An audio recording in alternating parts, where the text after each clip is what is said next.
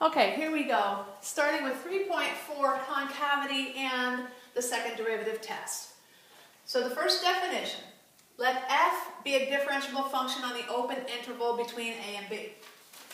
The graph of f is said to be concave up on that open interval if f prime is increasing on that open interval.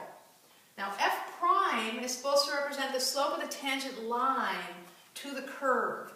So if we're on this interval between a and b, and I know I don't have an a and b marked, but we're just going to play around for a minute, we have a pretty steep negative slope of the tangent line right here.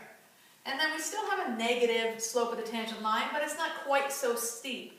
So therefore the slope of the tangent line as I move from left to right is actually increasing, because the steeper the negative slope, the less the value of that slope. So as I get less steep, then the greater the value of that slope. So as I move from left to right, I go from a pretty steep negative slope to a not so steep negative slope to a really not so steep negative slope. The slopes are actually increasing here. And right here it looks like maybe the slope of the tangent line is about 0. So when you go from something that's negative to not quite a whole lot negative to 0, you can hopefully tell we're increasing.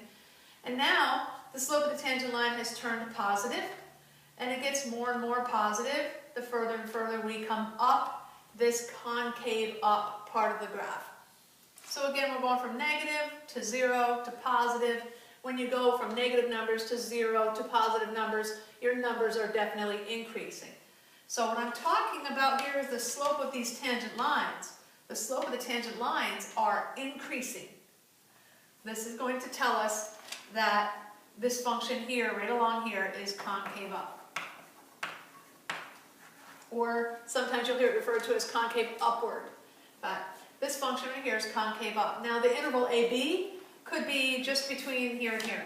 Could be here and here, could be here and here, could be here and here, could be this whole entire interval between there and there.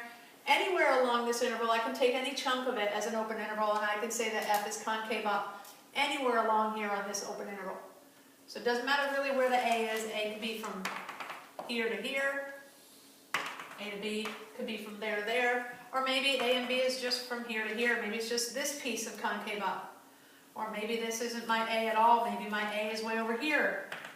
And this is my piece of concave up. You should still be able to take a peek at any function and kind of decide just in your mind whether or not it looks concave up or concave down. So, alrighty. So when I use this word increasing, I'm talking about how something is changing. And when I talk about the change in my slopes as I move from left to right, I'm talking about the change in my f prime as my x's change.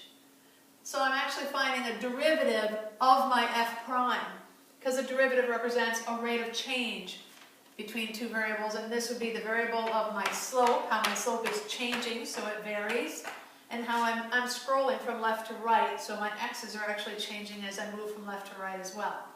So basically what I'm trying to get at is that I'm finding the slope of my f prime, or I'm finding the derivative of the f prime, which is a derivative. So I'm finding a derivative of a derivative, which actually gives me a double derivative, and hopefully we can understand that that double derivative has to be positive if f prime is increasing.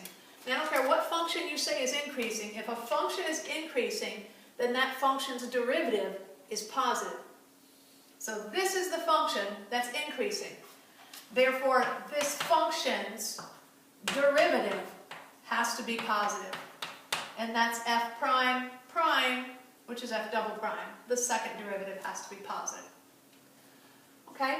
So, I know I didn't connect the two, but we have this concave up function, and the slope of the tangent line starts negative, not quite so negative, back to 0, a little bit positive, a little bit more positive, a little bit more positive.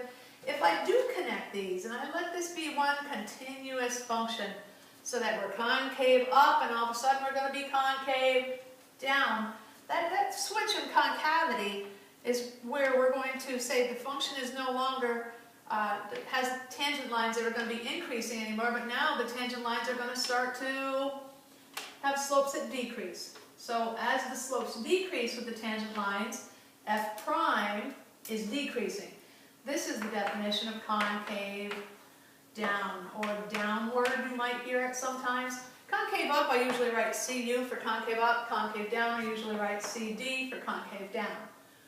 And if f prime is decreasing, then I'm talking about how the derivative, which is the slope of the tangent line, is changing. So if the slope is decreasing, then the slope of the slope is negative. So this gives me the slope of the slope would be the slope of the slope, the f double prime, has to be less than 0. When we talk concavity, we almost always talk about second derivative function. The second derivative being positive means you're concave up. The second derivative being negative means you're concave down. And that's in the theorem that we talk about, but we'll do that in just a minute. As soon as I get this off the board, we'll go ahead and discuss theorem. I think it's 3.7 tells us that the second derivative greater than 0 means concave up, and the second derivative less than 0 means concave down. Right here, for this definition, concavity tells us that f prime is increasing if you're concave up. Concavity tells us f prime is decreasing if you're concave down. Okay.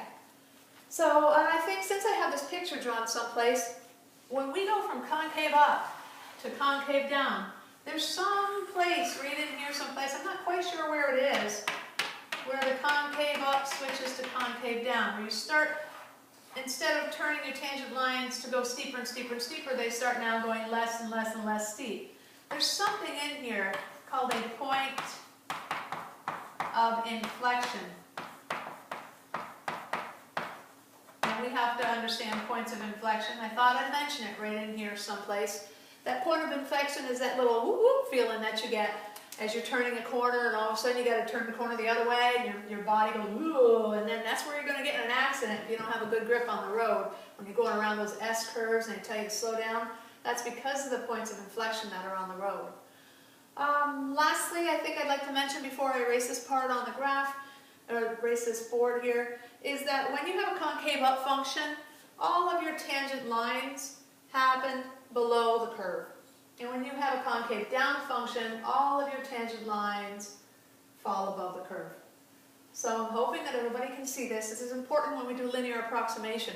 Linear meaning straight line approximations, because if we're going to use linear approximation to get an estimate of something happening to the curve, if the curve is concave up, our linear approximation is just a little bit too small because the lines, the tangent lines, are below the actual curve. And the linear approximations are going to be a little bit high here because the lines, the tangent lines, are a little bit above the actual curve. So when we get into linear approximation, you'll hear a lot more about that. But we definitely have an under approximation for a function that's concave up, and an over approximation for a function that's concave down when we get to linear approximations.